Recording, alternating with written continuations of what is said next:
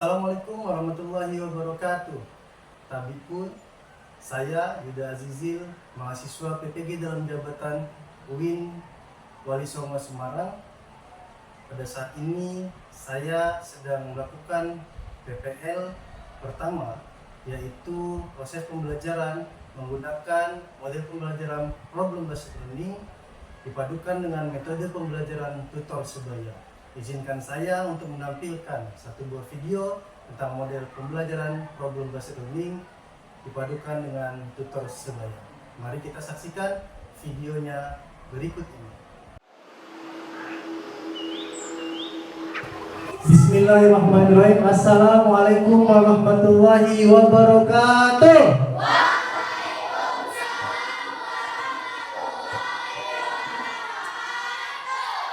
Alhamdulillahirabbil alamin, wassalatu wassalamu ala asyrofil anbiya'i wal mursalin wa ala alihi wa ashabihi ajma'in. Asyhadu an la ilaha illallah wa asyhadu anna Muhammadar Rasulullah. Allahumma shalli ala sayyidina Muhammad wa ala sayyidina Muhammad. Baik, untuk mengharap ridho dari Allah Subhanahu wa taala, alangkah lebih baiknya proses pembelajaran kita pada hari ini kita buka dengan mengucapkan lafaz basmalah.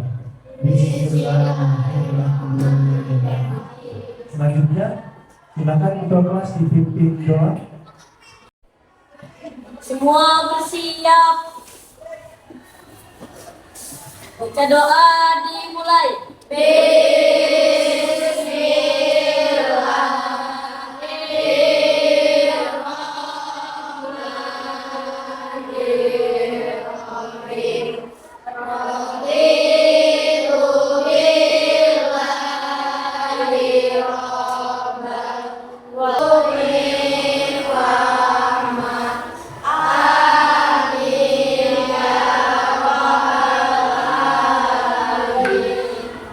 Selesai.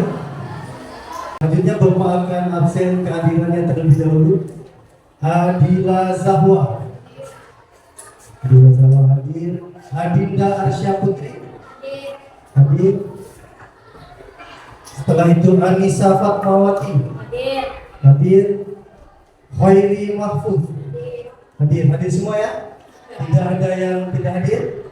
Hadir semua. Silakan dirapikan terlebih dahulu tempat duduknya. Dirapikan tempat duduknya. Tidak ada buku selain pendidikan agama Islam. Cukup satu buku saja di atas. Semangat untuk belajar? Semangat. Coba saya akan sapa. Semangat pagi.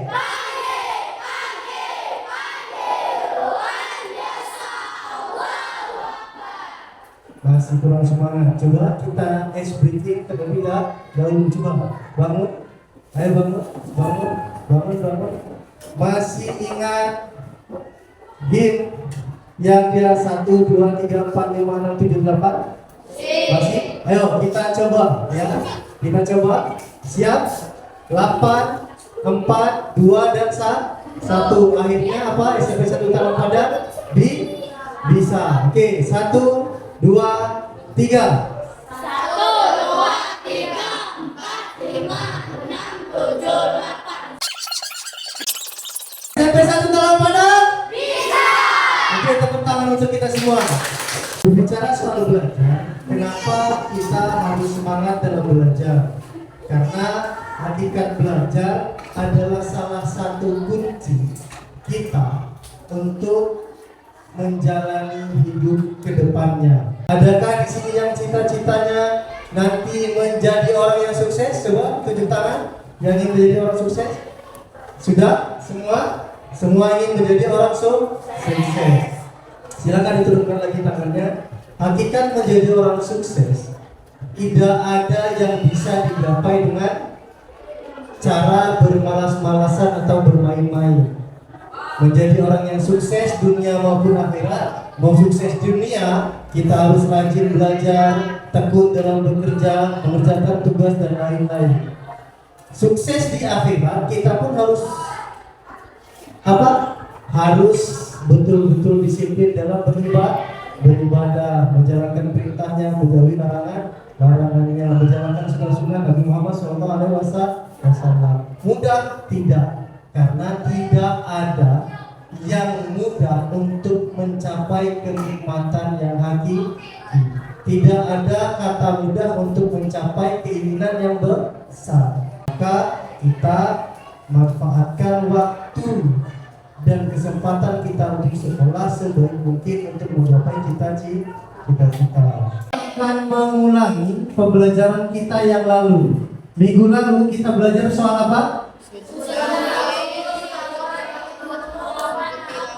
Sujud apa? Sujud syukur, sujud syahwi, dan sujud tilawah. Oke, coba Bapak ingin tahu apa itu sujud syukur. Oke, apa itu sujud syukur? Sujud syukur adalah sujud yang dilakukan karena mendapatkan kenikmatan atau berhijab dari marah Allah. Oke, betul nggak? Betul. Oke, beri tepuk tangan. Sujud syukur adalah sujud yang dilakukan pada saat kita mendapatkan kenikmatan dari Allah Subhanahu wa taala atau terhindar dari mara bahaya. Sekarang sujud syahwi. Siapa yang bisa jawab sujud syahwi? Oke. Sujud syahwi adalah sujud yang dilakukan pada saat terdapat rukun atau sunnah sholat yang tertinggal. Oke, betul nggak? Betul, beri tepuk tangan. Sujud syahwi adalah sujud yang dilakukan pada saat ada rukun atau sunnah sholat yang tertinggal. Sekarang satu lagi, sujud apa namanya? Sujud tilawah. Siapa yang tahu tentang sujud tilawah? Oke ya, Putri. Sujud tilawah adalah sujud yang dilakukan pada saat membaca ayat-ayat sajadah.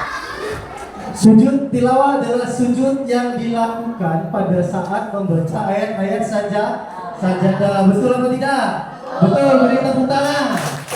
Ya, itu tadi 3 macam sujud yang sering dilakukan oleh kita. Oke. Selanjutnya kita akan belajar, hari ini kita akan belajar tentang rukhsah. Apa itu rukhsah? Nanti kita akan belajar. Next. Capaian pembelajaran kita hari ini yang pertama yaitu peserta didik memahami internalisasi nilai-nilai dalam rukhsah. Jadi kita diharapkan memahami nilai-nilai yang terdapat di dalam rukhsah. Next. Tujuan pembelajaran kita hari ini itu ada 3. Yang pertama, melalui model pembelajaran problem based learning dan metode pembelajaran tutor sebaya, peserta didik dapat menjelaskan makna rukhsah. Yang kedua, melalui model pembelajaran problem based learning dan metode pembelajaran tutor sebaya, peserta didik dapat menjelaskan apa saja yang menjadi alasan diperbolehkannya rukhsah. Yang ketiga, melalui model pembelajaran problem based learning dan metode pembelajaran tutor sebaya, peserta didik dapat menganalisa perbedaan 2 macam rukhsah. Jadi 3 ini yang akan kita capai di hari ini. Kita tahu perbedaan 2 macam rukhsah. Setelah itu kita tahu apa saja yang mengakibatkan dan memperbolehkan kita untuk rukhsah. Yang pertama, kita tahu rukhsah itu apa. Oke? Ya, ini yang akan kita pelajari. Hari ini kita akan belajar menggunakan model pembelajaran problem based learning, di mana kalian nanti akan diberikan masing-masing kelompok akan diberikan masalah yang sering terjadi pada kehidupan kita sehari-hari berkaitan dengan rukhsah. Dia akan diberikan masalah berupa lembar kerja kelompok. Setelah itu, ya, kita juga akan menggunakan metode pembelajaran.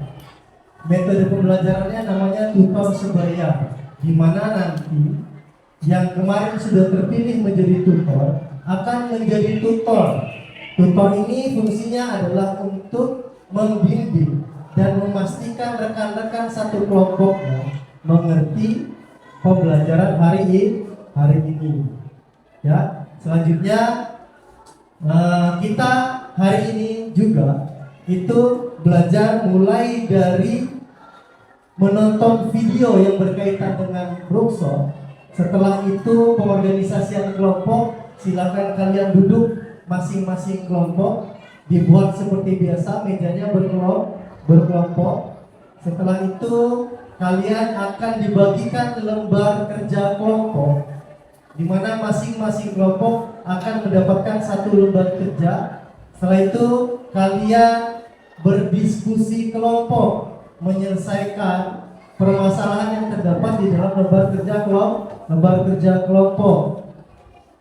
Setelah itu kalian setelah berdiskusi, pada saat berdiskusi kalian akan diberikan buku cetak untuk tambahan kalian, itu mencari referensi tentang ruksoh atau mencari referensi masalah untuk menyelesaikan masalah yang ada di dalam lembar kerja kelompok. Setelah selesai, tutor atau mentor di dalam kelompoknya memastikan semua anggota kelompoknya itu memahami tentang penyelesaian masalah yang ada di dalam LKP dalam lembar kerja kelompok. Setelah itu presentasi.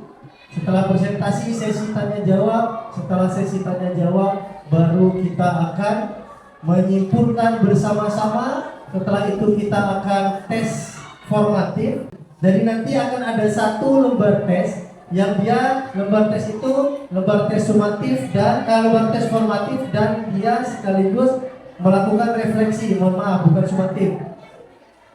Asesmen formatif sekaligus refleksi untuk pembelajaran hari ini. Setelah itu baru kita tutup pembelajaran kita hari ini.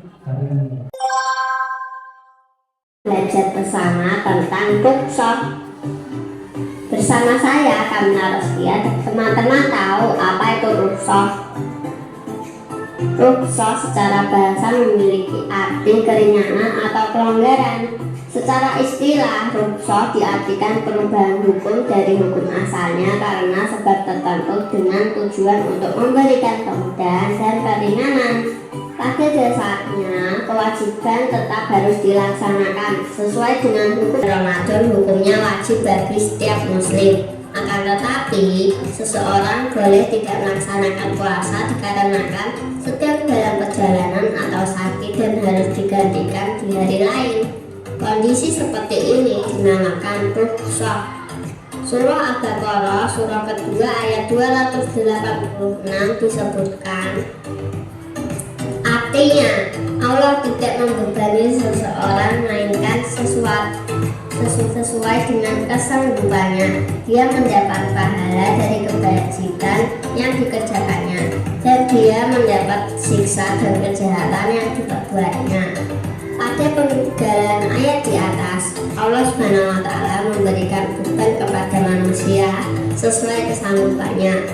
Pahala akan diberikan melebihi dari apa yang diusahakan, sedangkan siksaan diberikan seimbang sesuai dengan kejahatan yang dilaksanakannya. Dalam hal ini, manusia tidak diberikan dengan yang berat dan sukar. Islam memberikan kesukaran. Apa saja yang menjadi alasan dibolehkan ruksoh? A. Tujuan ruksoh bukan untuk berlaku zalim dosa, namun menjalankannya seperti puasa di bulan Ramadan dikarenakan musafir atau sakit. B. Ruksoh bertujuan pula untuk menghilangkan kesulitan dan menghendaki keringanannya sampai menemukan kelapangan sesudahnya. Manusia dapat memilih antara melaksanakan azimah atau ketentuan semula atau ruksoh keringanan. Ruksoh terbagi dua macam, yaitu A. Ruksoh yang mengandung ihsan atau kebaikan. Pelaksanaan azimah atau ruksoh dipilih oleh seseorang apabila ruksoh yang dipilih itu lebih baik. Contohnya, musafir tidak berpuasa pada bulan Ramadan. B. Ruksoh yang membutuhkan hukum azimah, hukum yang awalnya haram. Sudah nonton videonya? Sudah nonton video? Sudah. Oke, sekarang saatnya kita pengorganisasian kelompok. Kemarin di pertemuan kemarin kita sudah bagi kelompok dan bagi tutor. Silakan duduk sesuai dengan kelompoknya. Mejanya ditumpuk seperti biasa sesuai dengan proses belajar kelompok. Oke, 1, 2, 3, silakan dimulai.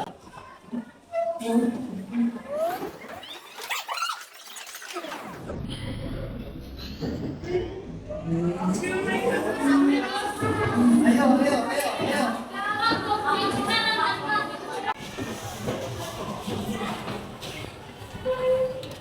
Oke, sudah duduk sesuai dengan kelompoknya masing-masing? Sudah? Kelompok 1 mana? Kelompok 2? Kelompok 3? Kelompok 4? Kelompok 5? Kelompok 6? Sudah? Sudah. Oke? Nanti saya akan bagikan lembar kerja kelompok, di mana di lembar kerja kelompok ini terdapat permasalahan yang harus diselesaikan oleh kalian secara kelompok. Misalkan masalah yang pertama, pada saat study tour Aldi melakukan sholat dengan cara menghubungkan atau menggabungkan dua sholat, yaitu maghrib dengan isya. Setelah selesainya sholat, Aldi ditanya, "Wahai Aldi, kenapa kau menggabungkan dua sholatmu?" Jawab Aldi, "Aku sedang mengambil rukhsah dari Allah Subhanahu wa Ta'ala." Nah, masalahnya adalah apa sih itu rukhsah? Syarat untuk diperbolehkan rukhsah itu apa? Macam-macam rukhsah itu ada berapa? Perbedaannya apa saja? Nah, itu yang akan diselesaikan di kelompok kalian. Oke ya? Siap? Siap menyelesaikan masalahnya? Coba, siap nggak? Masih kurang lebih siap? Oke, saya akan membagikan LKPD-nya ke masing-masing kelompok.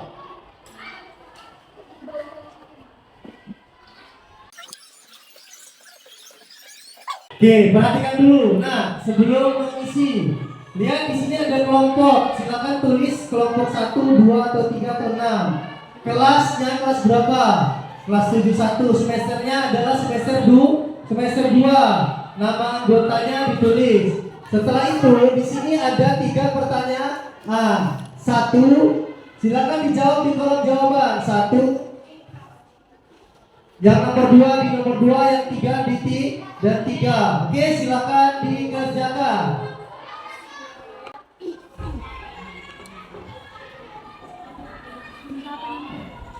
Ayo.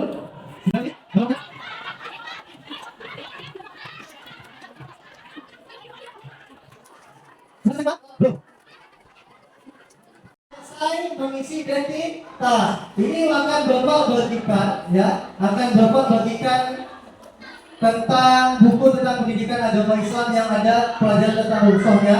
Untuk tambahan, kalian mencari sumber informasi untuk menyelesaikan masalah yang terdapat di LKPD. Di sana.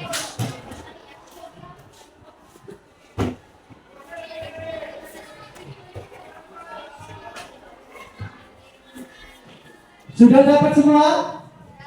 Sudah dapat semua? Ingat, belajar kelompoknya harus betul-betul belajar atas bimbingan. Tutor mana tutor? Silakan berdiri tutor. Tutor fungsinya adalah membimbing kawan sekelompoknya. Oke, siap? Siap untuk belajar? Siap, silakan dikerjakan dimulai dari sekarang.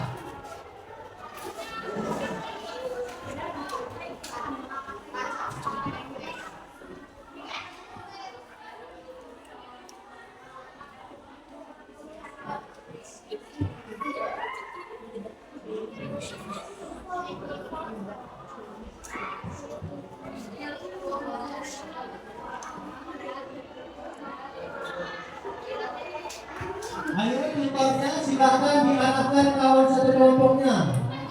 Tutornya silakan diarahkan kawan satu kelompoknya untuk mencari jawaban.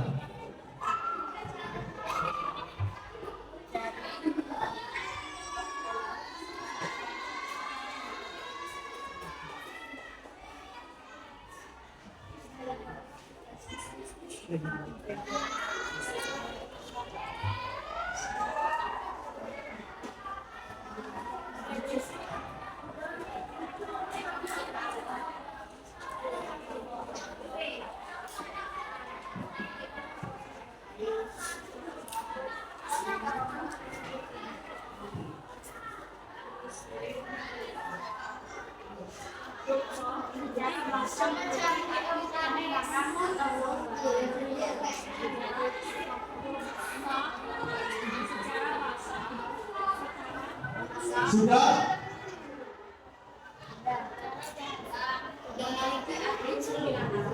Sudah selesai semua? Sudah. Oke, kegiatan selanjutnya silakan untuk tutornya dipastikan kawan-kawan satu kelompoknya mengerti akan jawaban masalah yang terdapat di LKPD.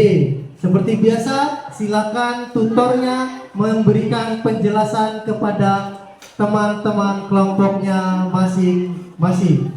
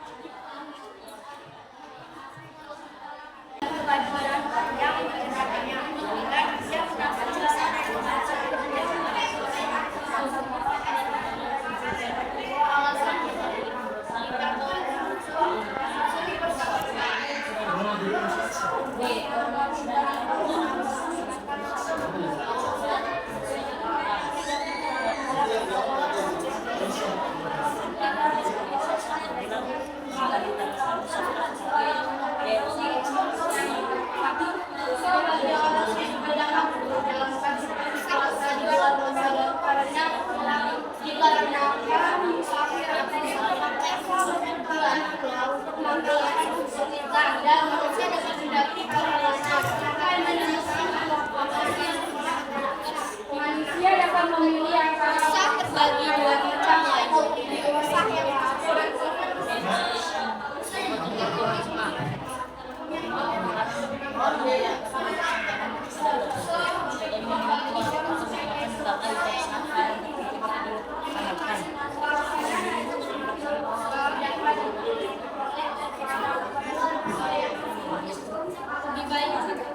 Oke, cukup. Silakan duduk. Dan siapa yang kelompok yang ingin presentasi pertama? Silakan. Tunjuk tangan dan langsung ke depan. Oke, silakan maju ke depan. Semua. Gak usah pakai kursi, berdiri aja.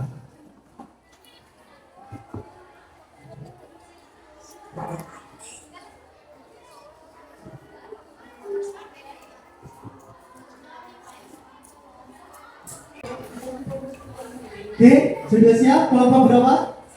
Kelompok 1, MC-nya siapa? Sudah siap? Oke, silakan beri tepuk tangan untuk kelompok 1.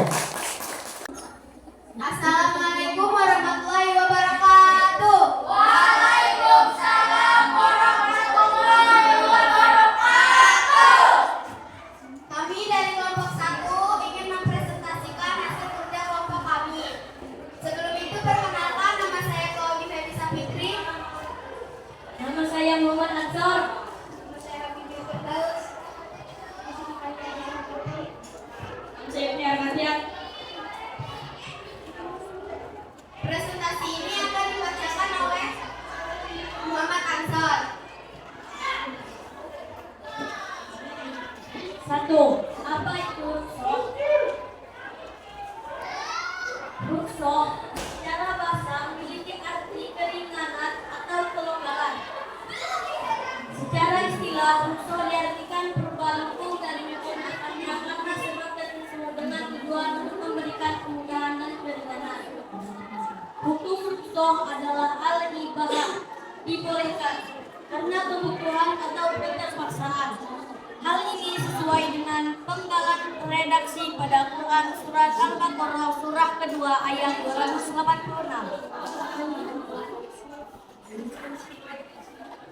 Artinya, Allah tidak membebani seseorang melainkan sesuai dengan kesanggupannya.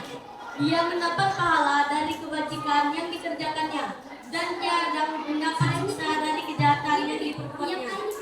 Surat Al-Baqarah ayat surah kedua ayat 286.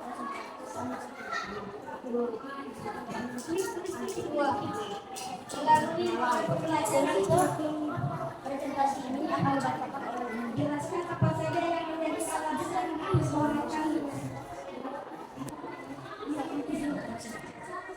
alasan disuarakan dapat tujuan usaha bukan untuk bergaul saling dosa atau menghinakan dan suatu orang yang sedang dalam perjalanan musafir memberikan keringanan sesuai dengan jarak dan kondisi yang ditentukan.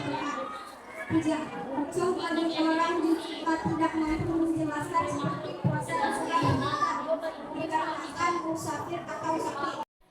Apakah ada yang ingin ditanyakan? Apa itu Pengertian lu? So, oke, ada lagi yang ingin bertanya nak? Yang ingin bertanya siapa lagi? Boleh. Apa? Oke. Jelaskan apa saja yang menjadi alasan diperbolehkannya rukshoh. Alasan diperbolehkannya rukshoh. Ada lagi yang bertanya? Oke, silakan.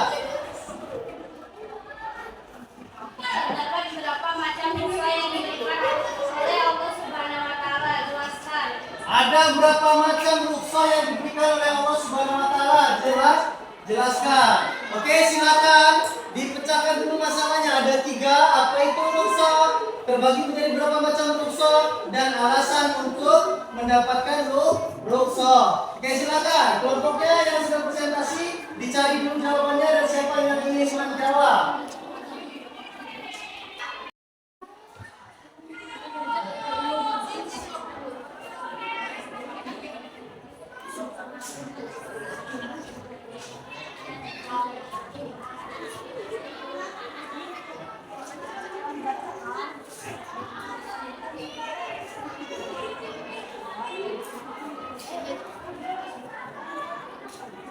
Baiklah, pertanyaannya yang pertama akan dijawab oleh Kayla Destiana Putri.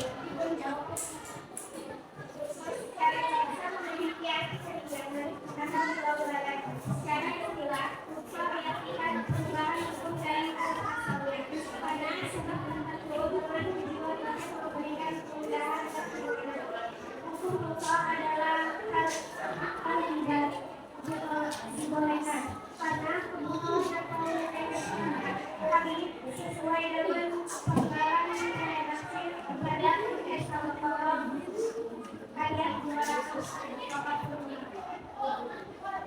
Artinya, Allah tidak membebani seseorang melainkan sesuai dengan kemampuannya. Dia mendatangkan amalan dan kebajikan dan mengerjakannya dan dia mendapat sesuatu dari yang pribadi.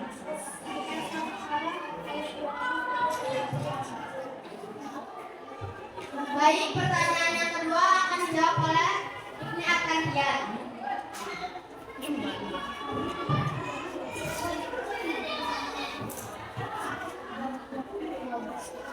Suaranya tetap mereka Tujuan rukshoh bukan untuk bergaul zalim, dosa atau meringankan suatu hukum yang sudah ringan.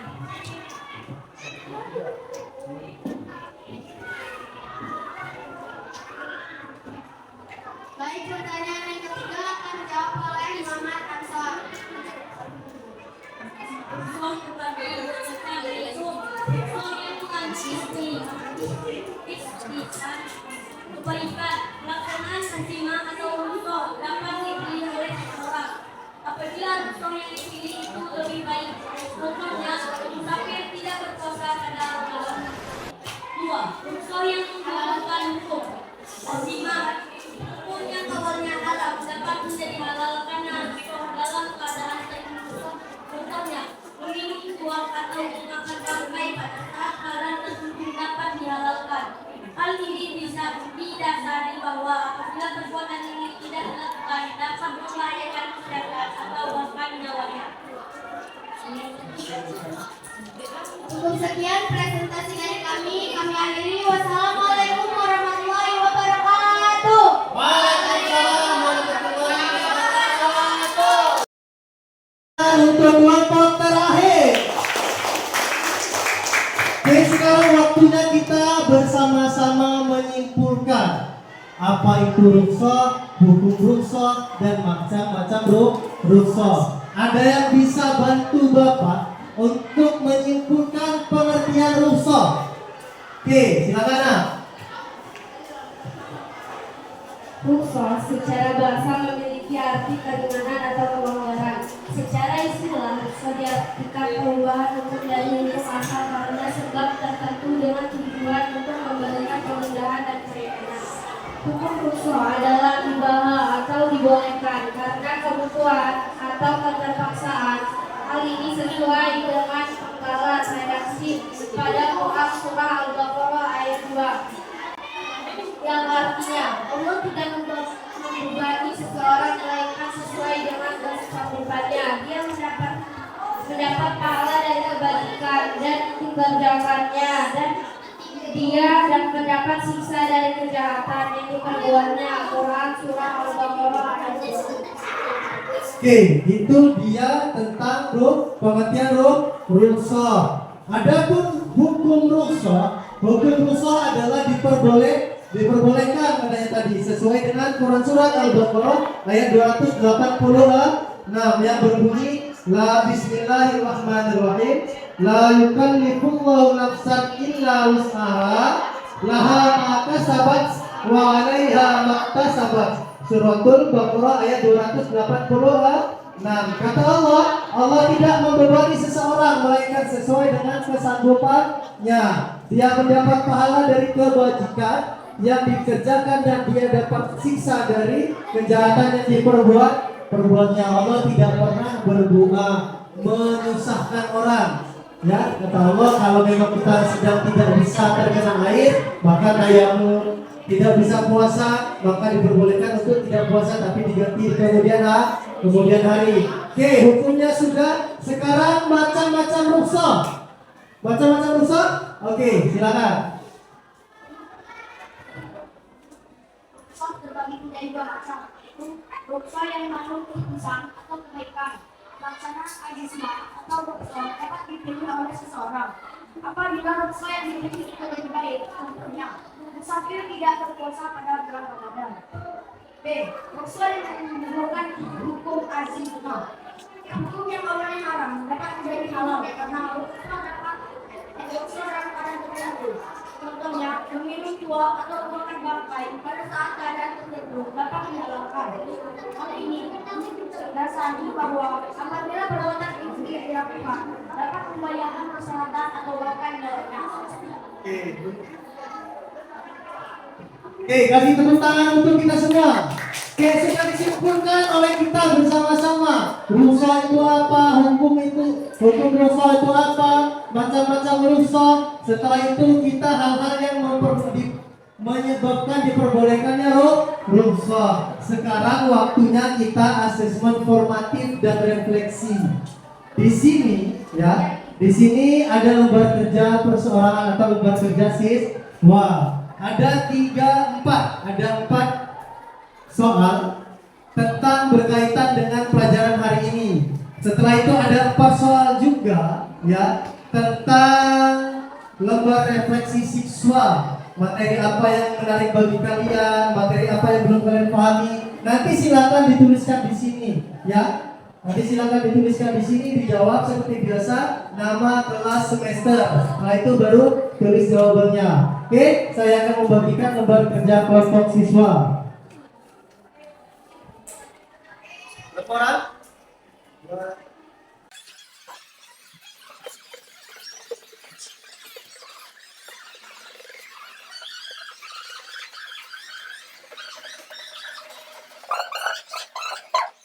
Oke, silakan dikerjakan, dimulai dari sekarang. Waktunya 10 menit. Oke, dimulai dari sekarang.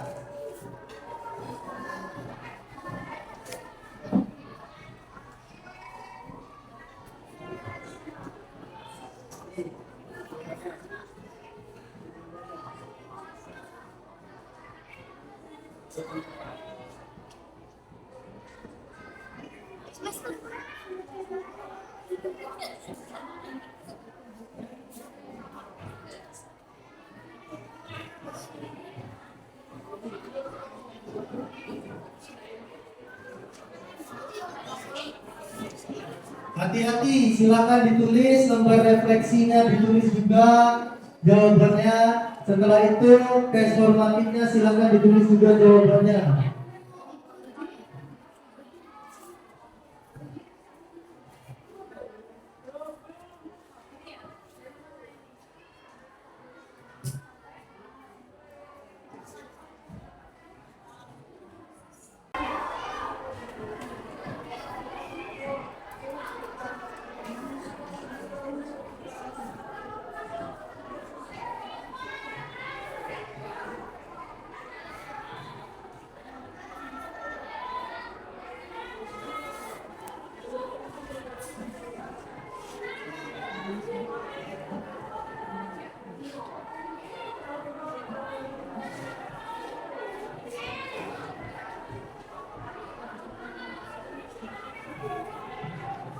Sudah?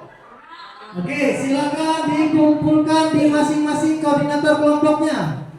Silakan dikumpulkan di masing-masing koordinator kelompoknya.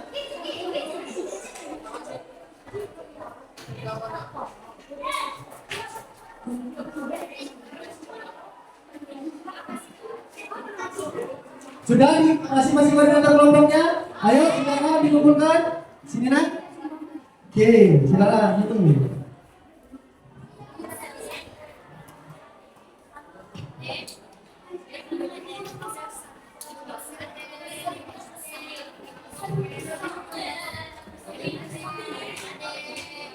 Oke, ya, sudah selesai semua. Lembar refleksi sudah dikerjakan, asesmen formatif sudah dikerjakan. Oke, pelajaran proses pembelajaran kita selesai. Nanti minggu depan kita akan belajar tentang rukhsah sholat dan rukhsah puasa. Apa itu rukhsah sholat dan apa itu rukhsah puasa? Menggunakan proses pembelajaran PBJL. Pembelajaran berbasis project. Silakan nanti minggu depan kalian bawa karton. Halo. Minggu depan silakan bawa karton. Setelah itu pensil warna ataupun spidol warna, gunting dan karter. Karena kita akan membuat poster tentang apa itu rukhsah dalam sholat dan puasa. Mengerti? Jadi besok bawa apa? Cutter, gunting, karton, pensil warna. Karena kita akan belajar apa? Rukhsah sholat dan puasa melalui pembelajaran berbasis project. Oke? Paham semua? Paham? Ada yang ingin ditanyakan? Cukup? Cukup, mari kita tutup pelajaran kita dengan membaca lafaz hamdalah. Alhamdulillahirrahmanirrahim. Wassalamualaikum warahmatullahi wabarakatuh.